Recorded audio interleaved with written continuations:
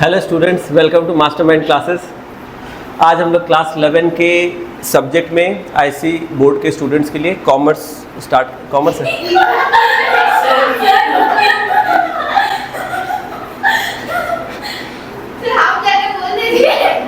आज eco start करेंगे, ठीक है। आज क्लास 11 के स्टूडेंट का हम लोग इकोनॉमिक्स स्टार्ट करने वाले हैं। चलो स्टार्ट करते हैं। क्लास जो है ये क्लास 11 की लेक्चर है, आईसी बोर्ड के स्टूडेंट्स के लिए है। सब्जेक्ट हमारा है इकोनॉमिक्स। तो हम लोग आज स्टार्ट कर रहे हैं। This is the first lecture, ठीक है। तो हमारा जो फर्स्ट लेक्चर है ये है इंट्रोडक्शन ऑफ इकोनॉमिक्स। तो अब हम लोग इसके बारे में देखते हैं। आपके स्क्रीन पर दिख रहा है definition of economics. This is chapter 1। जिनके पास बुक है आप अपने बुक को फॉलो करो, नोट्स स्क्रीन पे है, ठीक है, आप देख सकते हो। चलो सबसे पहले हमारा जो ये सब्जेक्ट है इकोनॉमिक्स, एक बार इसके बारे में समझते हैं। What is the meaning of economics. तो क्लास 11 के आपके सिलेबस में जो इकोनॉमिक्स दिया गया है, this is basically Indian economics. Economics 3 तरह के होते हैं। हमारा जो क्लास 11 का सिलेबस है दैट इज़ समथिंग डिफरेंट। पर वो सब जानने के पहले हम लोग समझते हैं कि what is the meaning of economics. तो जब हम लोग इकोनॉमिक्स बोलते हैं ना, तो economics is a subject in which we study about economy. Economics is the subject in which we study about economy. This is the very simple meaning of this word economics. Book में तो देखो book किस definition अलग होते हैं, book किस meaning अलग होती है। मैं एकदम आसान भाषा में आपको समझाने के लिए बता रहा हूँ। Economics means study of economy. When we say economy का मतलब होता है हमारे आसपास की चीज़ें, हमारी सराउंडिंग, हमारा environment. So this is economy. तो जब हम लोग इकोनॉमी को स्टडी करते हैं तो इस स्टडी को इकोनॉमिक्स बोलते हैं।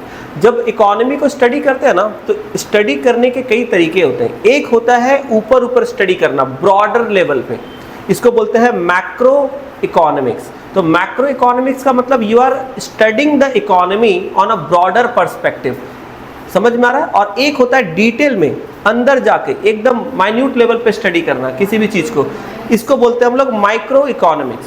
तो micro economics means the study of economy in a very detailed manner on individual level.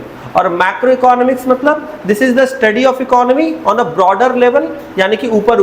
तो माइक्रो इकोनॉमी में हम लोग क्या करते हैं, माइक्रो इकोनॉमी में हम लोग इकोनॉमी के जो भी इश्यूज हैं उनको इंडिविजुअल लेवल पे, इंडिविजुअल पर्सन के लेवल पे हम लोग उसको डील करते हैं, उनके बारे में हम लोग बातचीत करते हैं। लेकिन जो मैक्रो इकोनॉमिक्स होती है, मैक्रो इकोनॉमिक्स में हम लोग क्या करते हैं, इकोनॉमी के जो ब्रॉडर इश्यूज है उसके बारे में हम लोग बात करते हैं, उनके बारे में हम लोग डिस्कस करते हैं। यानी कि जो माइक्रो लेवल पे जो प्रॉब्लम्स है, जो इंडिविजुअल लेवल पे जो इश्यूज है, उसको हम लोग मैक्रो इकोनॉमिक्स में डील नहीं करते। मैक्रो इकोनॉमिक्स में क्या डील करते हैं, broader problems of the economy. यानी मैक्रो इकोनॉमी में हम लोग पूरे इकोनॉमी को एज अ होल देखते हैं, और माइक्रो इकोनॉमी में इंडिविजुअल लेवल पे जाके चीज़ों को देखते हैं। जैसे कि मान लो अगर किसी एक पर्सन की प्रॉब्लम है कि वो अनएम्प्लॉयड है, तो unemployment of a single individual is a matter of micro economics.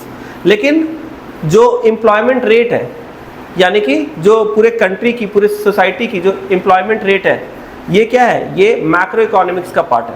तो एक इंडिविजुअल पर्सन का जो इनकम है वो माइक्रो इकोनॉमिक्स है, लेकिन पूरे कंट्री का जो इनकम है, जिसको नेशनल इनकम बोलते हैं, ये क्या है, ये मैक्रो इकोनॉमिक्स है।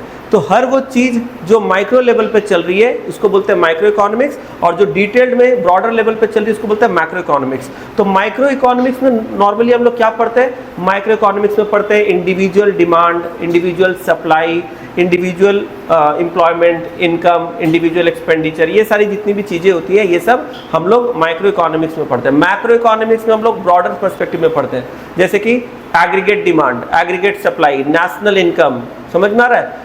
तो इस तरीके की जो चीज़ें होती है, कंट्री की जीडीपी, अनएम्प्लॉयमेंट, पॉवर्टी, ये सारी चीज़ें। तो ये जो है पॉवर्टी, जीडीपी, ये तो एक एक इंसान के बेसिस पे हम लोग नहीं देखते ना, पूरे इकोनॉमी, पूरे कंट्री के बेसिस पे हम लोग स्टडी करते हैं, समझ में आ रहा है। तो इसको बोलते हैं मैक्रो इकोनॉमिक्स। हमें क्या पढ़ना है सर, क्या माइक्रो इकोनॉमिक्स पढ़ना है या मैक्रो इकोनॉमिक्स पढ़ना है। क्लास 11 में आपके सिलेबस में ना माइक्रो इकोनॉमिक्स है ना मैक्रो इकोनॉमिक्स है। आपके सिलेबस में क्या है, स्टडी ऑफ इंडियन इकोनॉमी। यानी आपको इकोनॉमिक्स में ना माइक्रो का पार्ट पढ़ना है ना मैक्रो का पार्ट पढ़ना, आपको इंडियन इकोनॉमी पढ़ना है। बोले सर अभी तो आपने बोला था कि इकोनॉमिक्स में 2 टाइप के होते हैं, माइक्रो इकोनॉमिक्स और मैक्रो इकोनॉमिक्स, तो ये बीच में इंडियन इकोनॉमी क्या आ गया? तो हम लोगों के सिलेबस में आईसी बोर्ड में क्लास 11 में जो इकोनॉमिक्स दिया ना, ये बेसिकली माइक्रो और मैक्रो नहीं है क्लास 11 में। क्लास 12 में जब आप जाओगे तो आपको क्लास 12 के सिलेबस में माइक्रो और मैक्रो इकोनॉमिक्स मिलेगा। इस साल जो हमें इकोनॉमिक्स पढ़ना है बेसिकली ये इंडियन इकोनॉमिक्स है। इंडियन इकोनॉमिक्स का मतलब होता है आपको इंडिया की इकोनॉमी के बारे में पढ़ना है। देखो हर एक कंट्री की इकोनॉमी अलग अलग होती है। इकोनॉमी का मतलब अभी मैंने थोड़ी देर पहले बताया था, इकोनॉमी का मतलब क्या होता है? इकोनॉमी मतलब आपकी आसपास की चीज़ें, आपकी सराउंडिंग। तो हर एक कंट्री का अपना एक इन्वायरमेंट होता है, अपना कल्चर होता है, वहाँ के लोग होते हैं, उनका nature, behaviour, food habit, dressing, language, बहुत सारी चीज़ें डिफर करती है। तो economy differs country to country. हमारे इंडिया की जो इकोनॉमी है वो अलग है, चाइना की इकोनॉमी अलग है, यूके यूएस की इकोनॉमी अलग है। हर एक कंट्री की इकोनॉमी सेम नहीं है, अलग अलग है। तो क्योंकि हम लोग इंडिया में है, हमारा जो ये सिलेबस है इंडियन इकोनॉमी के बारे में बात करता है। हमें इंडियन इकोनॉमी को समझना है कि how what type of economy is in India, India में इकोनॉमी कैसी है। तो इंडिया की इकोनॉमी को समझना क्यों ज़रूरी है? क्योंकि वी लिव इन इंडिया, यहाँ के लोग कैसे हैं, यहाँ के बारे में हमें जानना पड़ेगा, यहाँ पर जो चीज़ें चल रही है वो क्यों चल रही है, कैसे ये सारी चीज़ें हो रही है। तो ये पूरी चीज़ें इंडियन कॉन्टेक्स्ट में बताई गई है, हमारे देश के कंडीशन, प्रेजेंट और पास्ट कंडीशन को ध्यान में रखते हुए और आगे के फ्यूचर को ध्यान में रखते हुए ये पूरा का पूरा सिलेबस करिकुलम डिजाइंड है। तो इस सब्जेक्ट में इंडियन इकोनॉमी में we are basically going to study about Indian economy. और ये एक तरह से समझ लो आप कहीं ना कहीं थोड़ा हिस्ट्री टाइप का है, क्योंकि यहाँ पर बहुत सारी चीज़ें आपको पहले की चीज़ें बताई जाएगी, है ना, पुरानी बातें, बहुत सारी चीज़ें, पास्ट के डेटा दिए होंगे। तो कहीं ना कहीं थोड़ा सा आपको बीच बीच में मोनोटोनस भी लग सकता है, क्योंकि कहीं कहीं पर आपको यहाँ पर लॉजिक्स कम दिखेंगे, फैक्ट्स एंड ओल्ड इंसिडेंट्स के बारे में पता रहेगा। अब ये भी जानना ज़रूरी है, क्योंकि आज हम लोग जैसे बोलते हैं कि इंडिया इतना अंडर डेवलप्ड है, इंडिया में ये प्रॉब्लम है, वो प्रॉब्लम है, ये सारे देश कितने अच्छे हैं, है ना, US, UK, Germany, France, China, तो ये हमसे इतने आगे निकल चुके, इतना डेवलप्ड है, इनके बिल्डिंग्स, इनके रोड्स, टेक्नोलॉजी, इतना हम लोग देखते हैं। आज हमारे देश में ये सब नहीं है, तो कहीं ना कहीं हम लोग अपने देश को सोचते हैं कि हमारा देश इतना पीछे है। लेकिन सवाल ये है कि जो भी इकोनॉमी आज इंडिया की है ये ऐसे ही नहीं बन गई। कोई इकोनॉमी अगर दुनिया में मजबूत है, किसी कंट्री की इकोनॉमी स्ट्रांग है, there is some reason behind that. और इंडिया की इकोनॉमी अगर आज उतनी स्ट्रांग नहीं है, कंपैरेटिवली वीक है, इसकी भी कुछ रीज़न है। कोई भी इकोनॉमी अपने आप से मजबूत या कोई इकोनॉमी अपने आप से कमज़ोर नहीं होता, कुछ भी होता है उसके पीछे कुछ रीज़न है। तो why Indian economy is like this. आज अगर हम लोग बोलते हैं इंडियन इकोनॉमी बहुत ज़्यादा स्ट्रांग नहीं हो पाई, इंडियन रुपीज़ उतनी ज़्यादा स्ट्रांग नहीं है, इंडियन इकोनॉमी जो है थोड़ी सी वीक है दूसरे डेवलप कंट्री के कंपैरिजन में। So why it is so, what is the reasons behind that. ये चीज़ देखने के लिए हमें पास्ट में झांकना पड़ेगा, क्योंकि हमारा जो वर्तमान है ये किसका आउटकम है? ये हमारे पास्ट का आउटकम है। हमारा जैसा पास्ट होता है ना, उसी के बेसिस पे हमारा प्रेजेंट बनता है। आप देखो, अगर किसी बच्चे के मार्क्स अच्छे आते हैं, अगर किसी बच्चे के एग्जाम में मार्क्स अच्छे आते हैं, तो वो क्यों आते हैं? अचानक से बाई चांस या बाई लक नहीं आते, वो उसके पास्ट एफर्ट का आउटकम है। जिस बच्चे ने स्कोर किया अच्छा, इसका मतलब उसने पहले काफ़ी अच्छे से सब्जेक्ट को पढ़ा, मेहनत किया, तब उसने अच्छा स्कोर किया। इसी तरीके से जिसके मार्क्स अच्छे नहीं आते हैं, यह भी उसके पास्ट नेग्लिजेंस का रिजल्ट है। उसने पढ़ाई को ध्यान नहीं दिया, इग्नोर किया, एफर्ट ठीक से नहीं डाला अपने सब्जेक्ट में, अल्टीमेटली मार्क्स अच्छे एग्जाम में नहीं आए। तो हम लोग जो भी पास्ट में किए उसका रिजल्ट हमें आज मिल रहा है ना। हमारे पास्ट डिसीजंस का, हमारे पास्ट एक्टिविटीज का रिजल्ट है जो हम लोग आज हैं, और आज जो हम लोग करेंगे इसका रिजल्ट होगा जो हम लोग भविष्य में बनेंगे। आज अगर कोई अच्छे से मेहनत करता है तो वो अपना भविष्य अच्छा बनाएगा, आज अगर कोई मेहनत नहीं करेगा तो भविष्य खराब हो जाएगा। तो इसी तरीके से present is the outcome of past and future will be the outcome of your present. तो आज इंडिया की जो भी इकोनॉमी है, maybe it is good in comparison with some other poor economies. किसी दूसरे इकोनॉमीज के तुलना में हम लोग मजबूत हो सकते हैं, किसी दूसरे इकोनॉमी के तुलना में हम लोग कमजोर भी हो सकते हैं। तो इंडिया की इकोनॉमी अच्छी है, बुरी है, कमजोर है, स्ट्रांग है, जो भी है, but why it is so, इसके पीछे भी भारत का पुराना इतिहास है। ऐसे ही नहीं हमारा देश ऐसा हो गया। हमारा जो देश था ये बहुत ही अच्छा देश था, इसे एक जमाने में सोने की चिड़िया बोलते थे, है ना, लैंड ऑफ गोल्डन बर्ड ऐसा बोला जाता था। इतना फ्लरिशिंग कंट्री था कि पूरे दुनिया में जितने लोग यहाँ पर आए सबकी आंख लगी, नजर लगी, सभी को लगा इसको लूट लो। अंग्रेज आए, मुगल्स आए, और भी कई तरह के है ना, सारे पोर्टुगीज आए, दुनिया भर के लोग यहाँ पर आए, बहुत सारे इन्वेडर्स आए, और हमारा देश इतने सारे इन्वेडर्स को झेलने के बाद, कॉलोनाइजेशन को झेलने के बाद, तब जाके आज वर्ल्ड की 5th लार्जेस्ट इकोनॉमी है। तुम्हें लगता है अगर वो सब नहीं होता, 300-500 साल तक गुलामी अगर हमारा देश में नहीं होता, तो आज हमसे आगे कोई हो सकता था? कोई नहीं।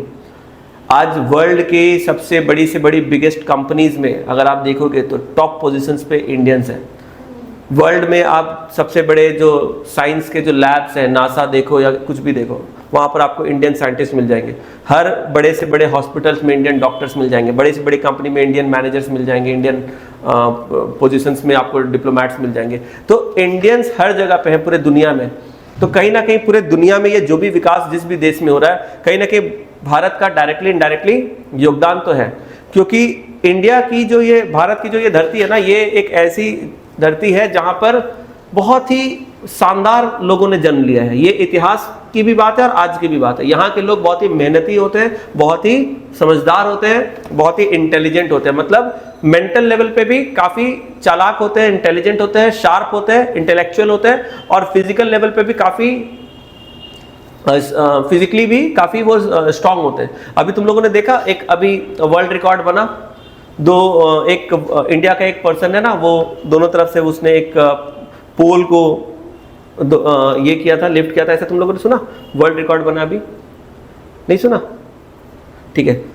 तो एनीवेज, तो Indians are known as intellectually and physically, mental और फिजिकल दोनों ही लेवल पे काफी स्ट्रांग माने जाते हैं, प्लस एथिकली बहुत स्ट्रांग होते हैं। भारत के लोग मॉरल वैल्यूज में काफी हाई होते हैं, इनका कल्चर बहुत अच्छा होता है, इसीलिए दुनिया के हर देश में आपको भारतीय देखने को मिलेंगे, और हर एक कंट्री इंडियंस को काफी वेलकम करती है, क्योंकि हम लोग एक मॉरल पर्सन है। हम लोग गलत चीजों को कभी भी पसंद नहीं करते, हमारे अंदर एक इनबिल्ट ऑनेस्टी रहती है। तो ये इंडिया के कल्चर का, यहाँ की धरती का ये प्रमाण है। तो आप हिस्ट्री में जब देखोगे ना, अगर हमारे लोग इतने अच्छे हैं, हमारे संस्कार इतने अच्छे हैं, हमारी जो कल्चर है वो इतनी अच्छी है, सब कुछ इतना कुछ था, तो आखिर आज ऐसा क्यों हुआ? इसके पीछे पुराना हिस्ट्री है, और इसी हिस्ट्री के वजह से आज क्या हुआ, हमारे देशों को बहुत लोगों ने लूटा। यूके ने, इंग्लैंड ने तो पूरा लूट लूट के हमारे देश से पूरा सोना भर भर के लेकर गए। यस, सो डेफिनेटली वो तो एक दिन होना ही था।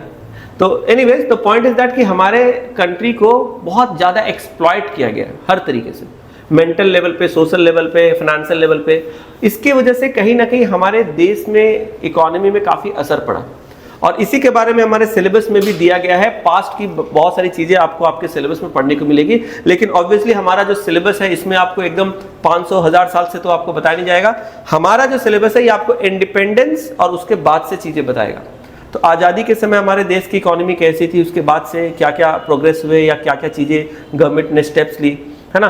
तो पिछले जो आज़ादी के बाद का समय है उसको हम लोग अपने सिलेबस में पढ़ने वाले हैं। तो ये आज़ादी के समय हमारा देश का हालत क्या था, एकदम खराब, क्योंकि अंग्रेज जब गए पूरे तरीके से निचोड़ के, लूट के, सारा बोलते ना, सारा एकदम रस निकाल के गए, बोले अब तो इसमें कुछ बचा नहीं है, अब चलो चलते हैं, जितना लूटना था लूट लिए।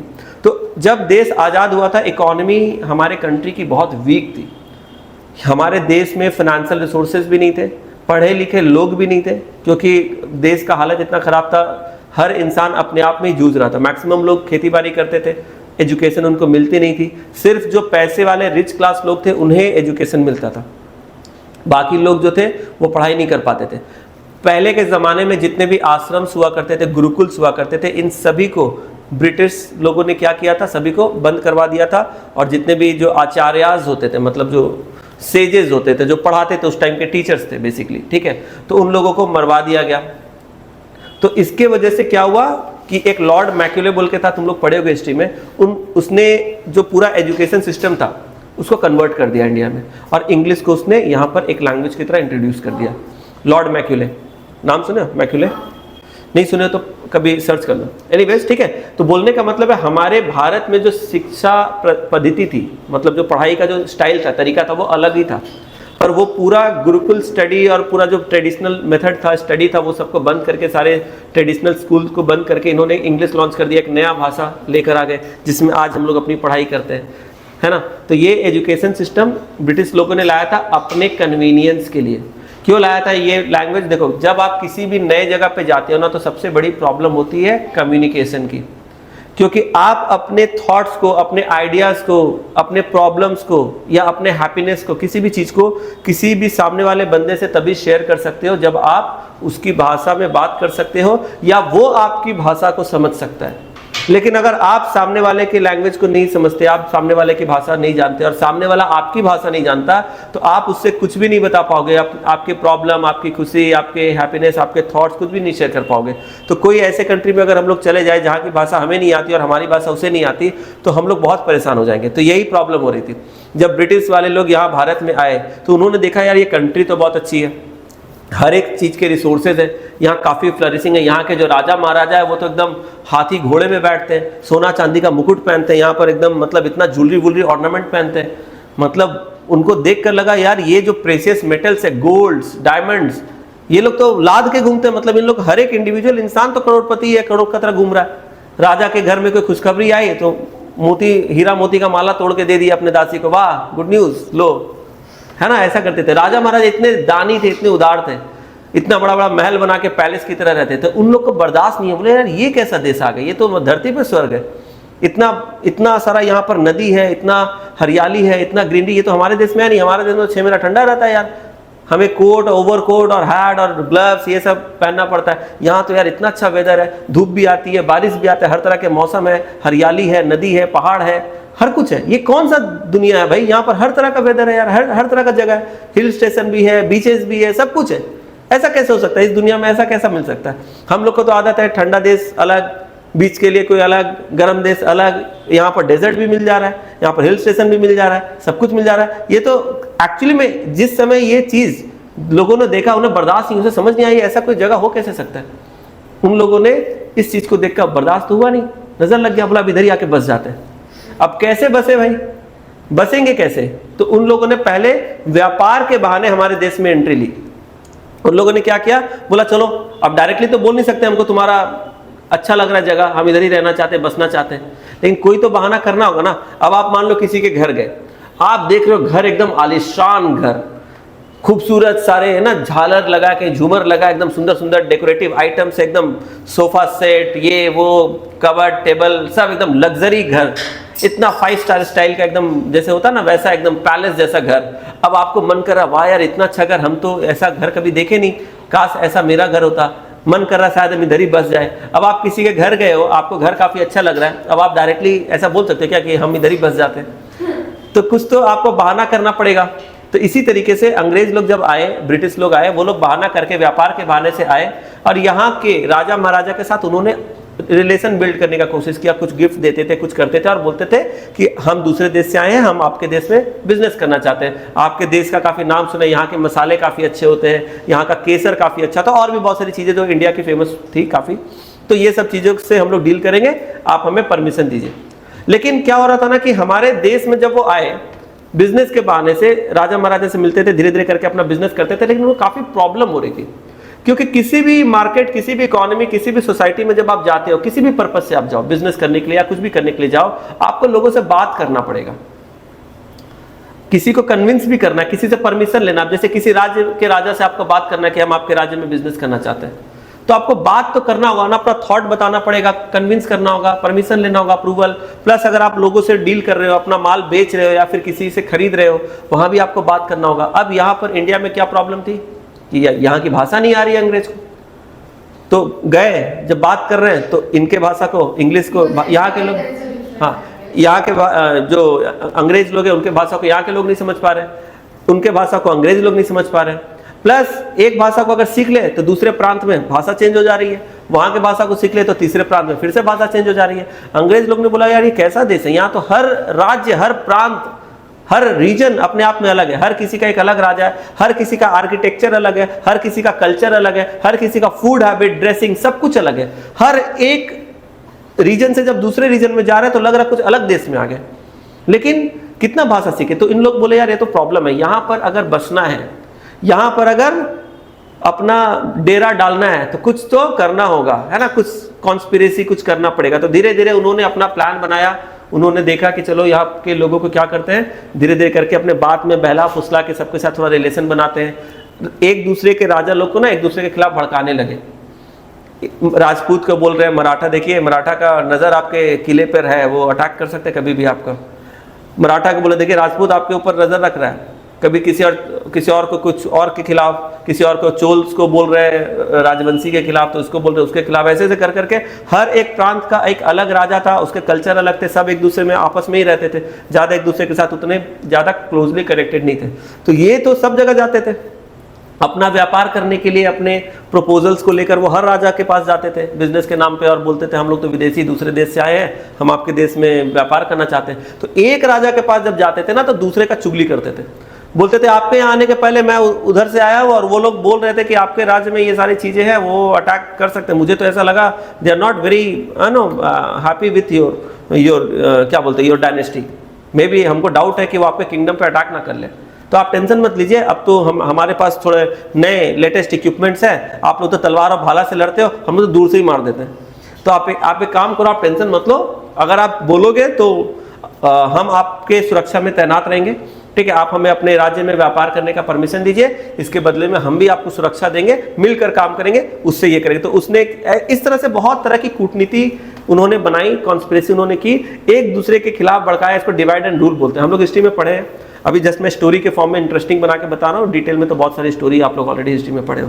तो ये सब कर करके अंग्रेज लोगों ने क्या किया, हर एक राजा को एक दूसरे के खिलाफ भड़काया और सभी के साथ उसने अपनी अच्छी रिलेशन बना ली और धीरे धीरे करके पूरे देश में अपना डेरा जमा लिया, पूरे देश में अपना डेरा जमा लिया। और जब अच्छे तरीके से पूरे देश में वो लोग फैल गए, तब उनको लगा कि यार अब तो पूरे देश में फैल गए। लेकिन प्रॉब्लम क्या है, इतने बड़े देश में, इतने सारे रीजन्स में अलग अलग लैंग्वेजेस है।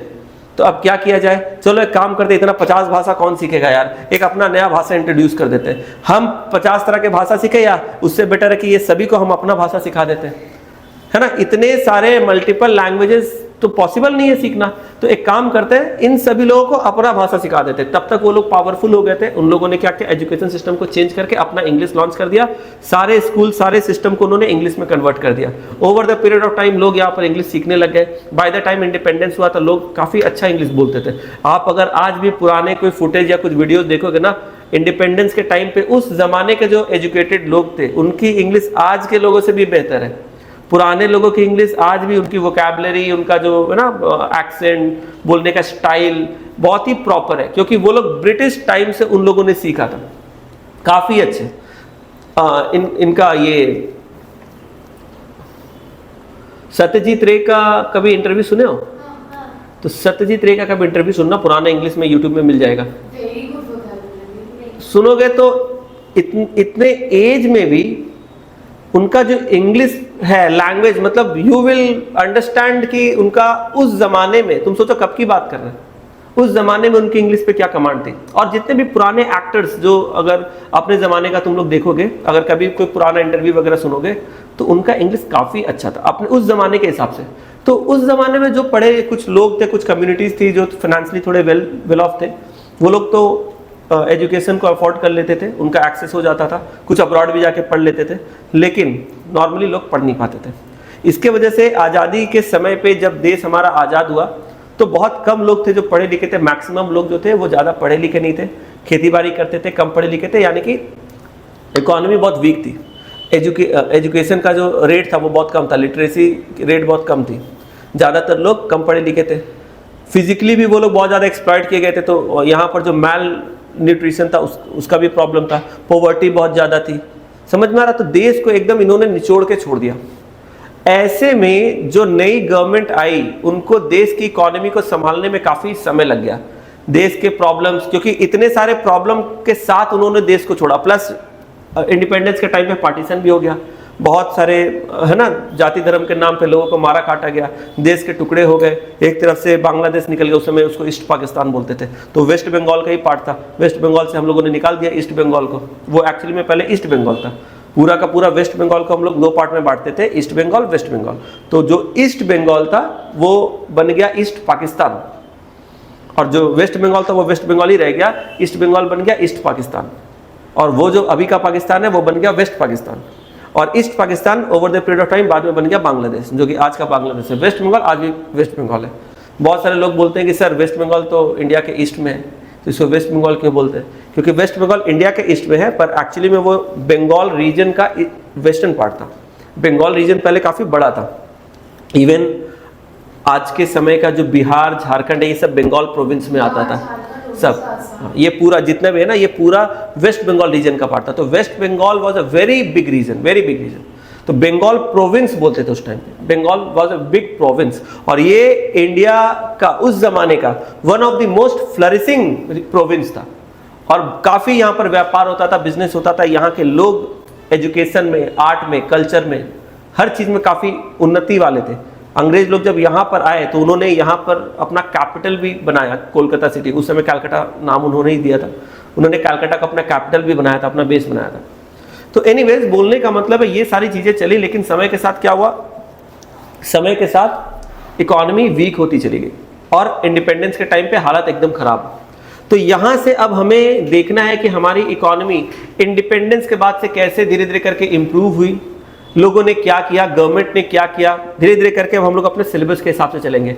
तो ये जो अपना इस साल का सिलेबस है इंडियन इकोनॉमी का, ये थोड़ा स्टोरी टाइप है, थोड़ा हिस्ट्री से रिलेटेड है, थोड़ा आपको कहीं कहीं पर बोरिंग भी लगेगा, पर कहीं ना कहीं मज़ा भी आएगा, इंटरेस्टिंग भी लगेगा। अब डिपेंड करता है आपको कैसा समझ आता है, ठीक है। अब मैं टॉपिक और सब्जेक्ट में तो बहुत ज़्यादा चेंज नहीं कर सकता, जो कंटेंट है वही मुझे पढ़ाना पड़ेगा, ठीक है। तो मे बी आपको इंटरेस्टिंग लगे या बोरिंग लगे, पर मैं कोशिश करूंगा आपको एकदम से रट के बुक स्टाइल में ना पढ़ाऊं। तो देखो, यहां पर आपके स्क्रीन पे दिख रहा है, एक minute,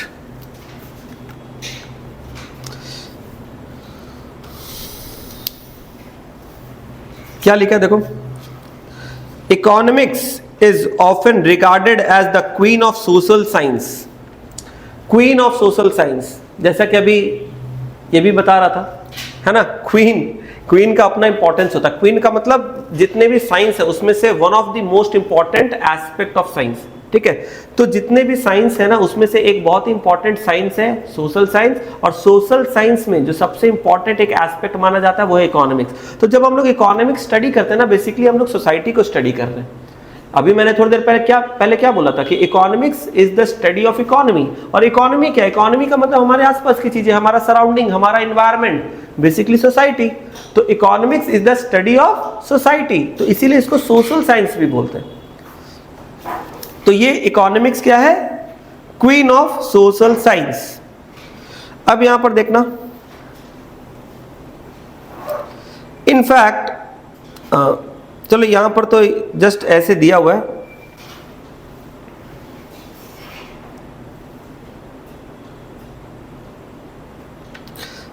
in fact every subject is concerned with every science is concerned with a particular subject. देखो स्टार्टिंग के लाइन में बोला है इकोनॉमिक्स जो है एक तरह का क्वीन ऑफ सोशल साइंस है। इसके बाद आगे बोला जा रहा है every science is concerned with a particular subject. Science का मतलब होता है विज्ञान, विज्ञान मतलब होता है विशिष्ट ज्ञान या विशेष ज्ञान।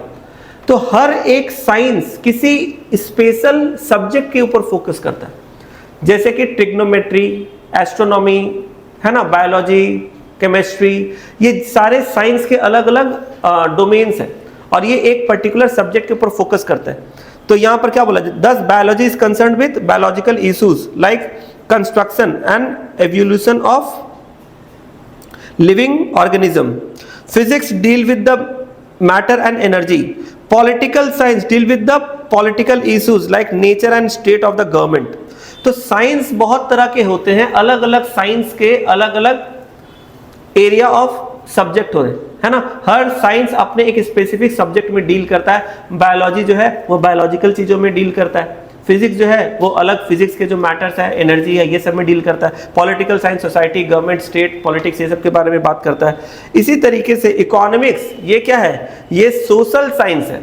तो ये क्या है, देखो सोशल साइंस का मतलब ये सोसाइटी के बारे में डील करता है। तो what is the subject matter of economics, आगे क्या लिखा देखो, what is the subject matter of economics. अपने को तो समझ में आ गया बायोलॉजी का सब्जेक्ट मैटर क्या है, फिजिक्स का क्या है, पॉलिटिक्स, पॉलिटिकल साइंस का क्या है। तो हर एक तरह का जो साइंस होता है ना, उसका एक अपना सब्जेक्ट मैटर होता है। इकोनॉमिक्स किस चीज में डील करता है, क्या लिखा देखो, Economics as social science is concerned with economic questions. It seeks to explain systematically a large variety of questions pertaining to economic behavior of individual, the society and the economy. तो क्या बोला जा रहा है कि इकोनॉमिक्स का subject matter क्या है भाई, क्योंकि इकोनॉमिक्स भी एक तरह का साइंस है। कैसा साइंस? Social science. तो इकोनॉमिक्स अगर सोशल साइंस है तो इसका भी कुछ सब्जेक्ट मैटर होना चाहिए। तो इसका सब्जेक्ट मैटर क्या है? The subject matter of the economics is economy और सोसाइटी।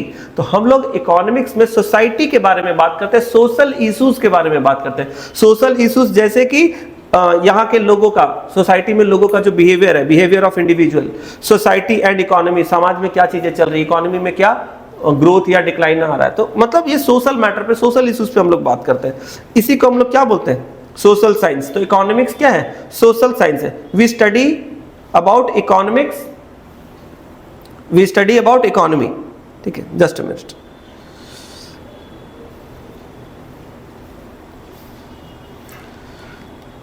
आज हम लोगों की फर्स्ट क्लास है तो बहुत ज़्यादा नहीं पढ़ेंगे, ठीक है, क्लास को जल्दी ऊपर कर देंगे। ठीक है, चलो देखो आगे। अच्छा, ये जो है ना, यहाँ नोट जो हम लोग देख रहे हैं इसमें बहुत सारी चीजें लिखी गई है। ये तो इंट्रोडक्शन है, बुक में एक्सप्लेन करके, एलैबोरेट करके बहुत चीज लिखा है। हर वो चीज उतना आपके एग्जाम पॉइंट ऑफ व्यू से उतना रेलेवेंट नहीं है। ठीक है, तो मैं जो मेन पार्ट सेक्शन है उसको हाईलाइट या अंडरलाइन कर रहा हूँ, दैट इज ओनली रेलेवेंट। बाकी आप अपने इंटरेस्ट या नॉलेज के लिए जस्ट एक बार सिंपली गो थ्रू कर सकते हो। हर चीज उतना इंपॉर्टेंट या रेलेवेंट नहीं है। ठीक है, चलो अब आगे एक बार देखते हैं क्या लिखा है। As individuals we face innumerable economic questions in our daily life. एक इंडिविजुअल पर्सन होने के नाते हमारे डेली लाइफ में, हमारे दिमाग में बहुत तरह के क्वेश्चंस आते हैं, बहुत सारी चीजें हम लोग सोचते हैं। How do we as consumers decide the amount of our income we should spend on purchase of various goods and services।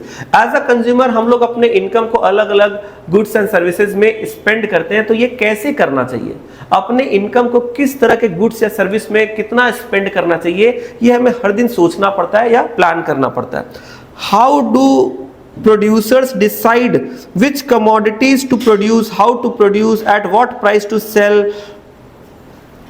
As a producer जो इकोनॉमी में चीजों को बना रहा है, उसे भी हर दिन कुछ ना कुछ डिसीजंस लेने पड़ते हैं। क्या बनाना है, कैसे बनाना है, किसके लिए बनाना है, कब बनाना है, ये सारी चीजें, और किस प्राइस पे बेचना है, ये सारी चीजें एक प्रोड्यूसर को सोचनी पड़ती है, हमें एज एन इंडिविजुअल सोचना पड़ता है। तो ये सारी जो चीजें हैं, ये सब हम लोग कहां पर पढ़ते हैं, कहां सीखते हैं, इसकी स्टडी कहां करते हैं? इकोनॉमिक्स में।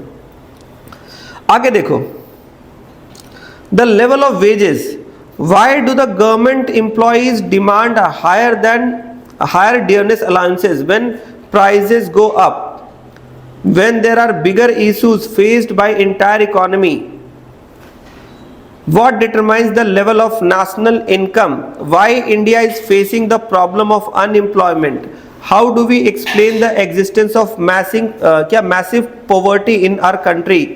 Why did many of the advanced country experience recession during the period of 2008 to 10। ठीक है, ये देखो जितनी भी चीजें बोली गई है कि क्यों किसी कंट्री में अनएम्प्लॉयमेंट है, किसी में पॉवर्टी है, क्यों किसी कंट्री में रिसेशन आता है, ये सारी चीजें आखिर क्यों होती है, ये सभी इकोनॉमिक्स में स्टडी का सब्जेक्ट है।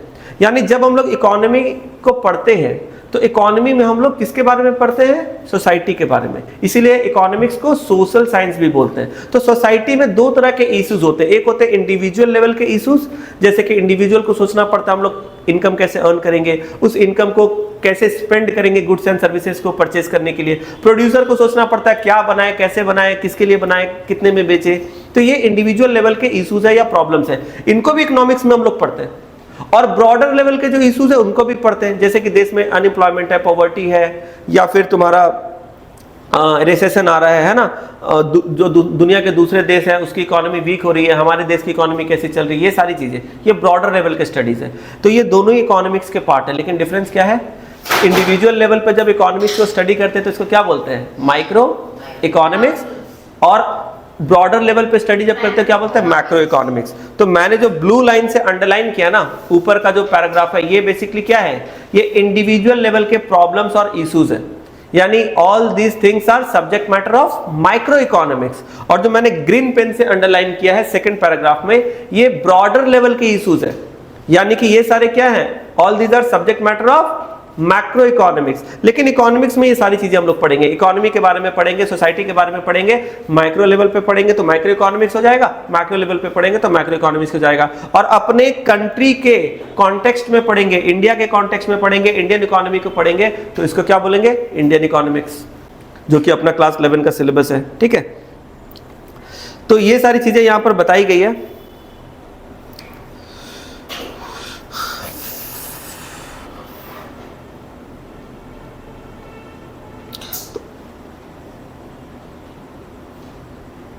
बाकी इस पैराग्राफ में जनरल बातें लिखी गई है, ठीक है, खुद से पढ़ लोगे तो चलेगा। चलो यहां पर देखना, वी स्टडी, देखो पेज के लास्ट में, we study economics because it sheds light on various economic issues and it enables us to understand current economic problems and consequences of various economic policies pursued by the government. हम लोग economics को इसलिए पढ़ते हैं क्योंकि इससे हमें बहुत सारे वेरियस इकोनॉमिक इश्यूज के बारे में पता चलता है और हमें पता चलता है कि इकोनॉमी में क्या क्या प्रॉब्लम्स है, उसके क्या क्या कॉन्सिक्वेंसेज होने वाले हैं, गवर्नमेंट जो पॉलिसी बना रही है वो कितनी अच्छी है बुरी है, समझ में आ रहा है। Economics seeks to develop principles, theories, models that identify the most important determinants or causes of various economic events. The goal is to evolve policies that might solve various problems like unemployment, inflation, underdevelopment, waste of resources in the economy, etc. यानी economics को जब हम लोग study करते हैं तो economy में होने वाले जो भी चेंजेस है वो किस वजह से वो हो रहे हैं, इकोनॉमी में क्यों चेंजेस आ रही है, उनके डिटर्मिनेंट्स क्या है, उनके बारे में हम लोग समझते हैं। और जो इकोनॉमी के प्रॉब्लम्स है, इश्यूज है, उनको कैसे सॉल्व किया जाए इसको हम लोग समझते हैं। इकोनॉमी के मेजर इश्यूज क्या क्या है, जैसे कि अनएम्प्लॉयमेंट, इन्फ्लेशन, इन्फ्लेशन मतलब महंगाई, अनएम्प्लॉयमेंट मतलब बेरोजगारी, अंडर डेवलपमेंट मतलब, अंडर डेवलपमेंट को हिंदी में क्या बोलते हैं, पतन नहीं, विकास नहीं, जो भी इंग्लिश में ही समझ लो, अंडर डेवलपमेंट, ठीक है। वेस्ट ऑफ रिसोर्सेज, इसको क्या बोलेंगे हिंदी में, संसाधन को बर्बाद करना, ठीक है। तो एनीवेज ये सारे जो चीज है, ये सारे क्या इकोनॉमिक प्रॉब्लम्स है। इन इकोनॉमिक प्रॉब्लम्स को हम लोग कैसे सॉल्व करेंगे, इनके क्या पॉसिबल सॉल्यूशंस हो सकते हैं, ये सब हम लोग क्या करते हैं इस सब्जेक्ट इकोनॉमिक्स में पढ़ते हैं, ठीक है। तो ये जो पूरा का पूरा फर्स्ट पार्ट था ना, फर्स्ट चैप्टर का ये जो फर्स्ट पार्ट था, ये जस्ट सब्जेक्ट के बारे में आपको बता रहा है, आपको इस सब्जेक्ट से इंट्रोड्यूस कर रहा है, because this is a very new subject for you. आप लोग फर्स्ट टाइम पढ़ रहे हो तो आपको इस सब्जेक्ट का फील दे रहा है, इस सब्जेक्ट के बारे में आपको बता रहा है, ठीक है। ये फर्स्ट पैराग्राफ है, ये एग्जाम पॉइंट ऑफ व्यू से बहुत ज्यादा इंपॉर्टेंट नहीं है, 1 या 2 मार्क में इकोनॉमिक्स का डेफिनेशन वगैरह आ गया तो ठीक है। ये जो नोट्स आप देख रहे हो, आप यहां पर देख सकते हो, इसका रेफरेंस मैंने फ्रैंक के बुक से लिया है। तो आईसी बोर्ड के, हाँ आईसी बोर्ड का जो आप लोगों का सबसे फेमस बुक है, जो मोस्ट ऑफ द स्कूल्स में फॉलो किया जाता है, दैट इज फ्रैंक। और इसी बुक के रेफरेंस से मैंने ये नोट्स बनाया है, सो दैट कि जब मैं क्लास में पढ़ाऊँ तो किसी भी स्टूडेंट को प्रॉब्लम ना हो। और जो भी स्टूडेंट वीडियो मोड पे लेक्चर को अटेंड कर रहे हो, मोस्ट प्रोबेबली आपके पास भी फ्रैंक का इकोनॉमिक्स का बुक होगा, तो आपको भी दिक्कत नहीं होगी। अगर आपके पास मेरे नोट्स नहीं भी है तो भी आपको प्रॉब्लम नहीं होगी, क्योंकि ये नोट्स जो है फ्रैंक के बुक के साथ ही बनाए गए हैं, ठीक है। Most of the contents Frank से ही है, ठीक है। तो आज के क्लास को छोटा रखते हैं, ज़्यादा चीज़ें हम लोग डिस्कस नहीं करेंगे, फर्स्ट क्लास है, इसके आगे हम लोग नेक्स्ट क्लास में कंटिन्यू करेंगे। Thank you so much, bye bye, take care.